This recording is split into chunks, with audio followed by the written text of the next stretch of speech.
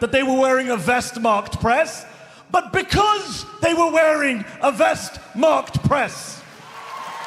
They were not killed by accident as collateral damage. No, they were killed as part of Israel's deliberate campaign to blind the world, to erase all evidence of their crimes. Because to the genociders, there is nothing more dangerous than a camera lens or a microphone. And so they murdered Anas al-Sharif, Hossam Shabbat, Mariam Abu Daqqa, Roshdi Siraj, Muhammad Abu Hattab with 11 members of his family, Bilal Jaddallah, and hundreds more whose names will never be read aloud on CNN or the BBC. And by the way, shame on those Western journalists who have said not a word about the mass killing of their Palestinian counterparts. What you're about to hear is one of Mehdi Hasan's most powerful speeches yet, a moment where journalism meets raw truth.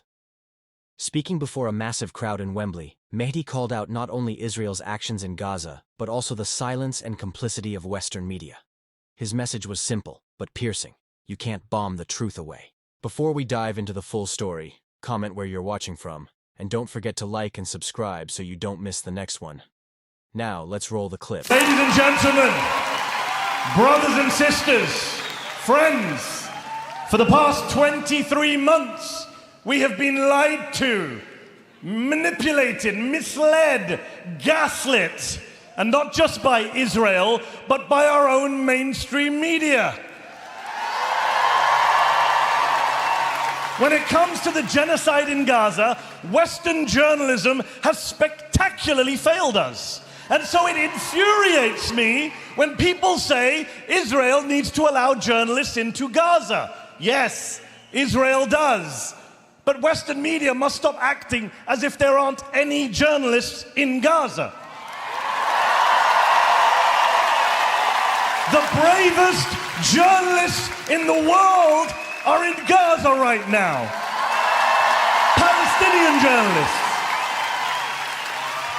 270.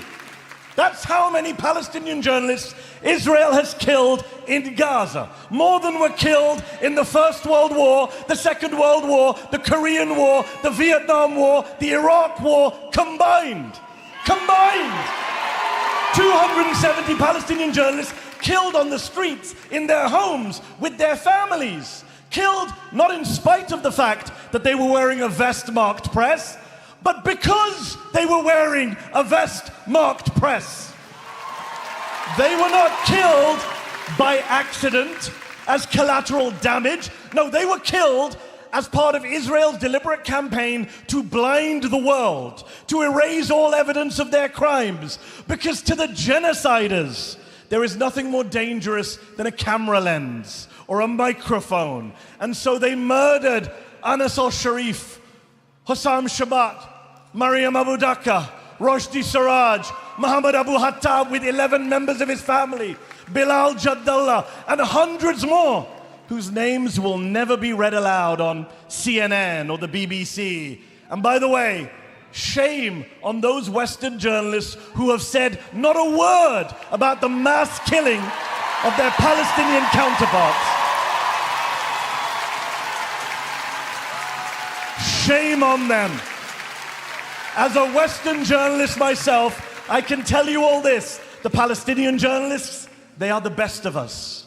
They are the best of us because they are not just documenting a war or a genocide, they're documenting their own annihilation, their own starvation in real time. And so they have shown the world that you can't bomb the truth away.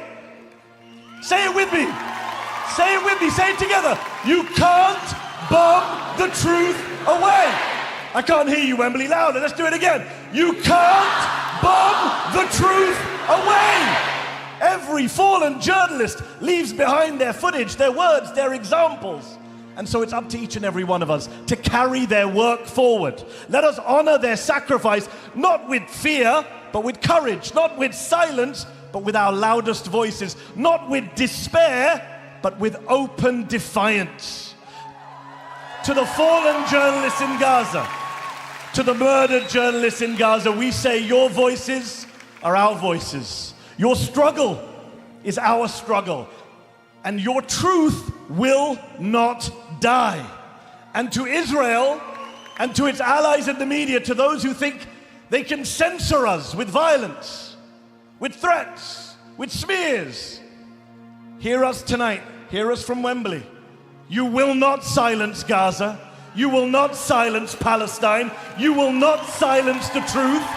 And one day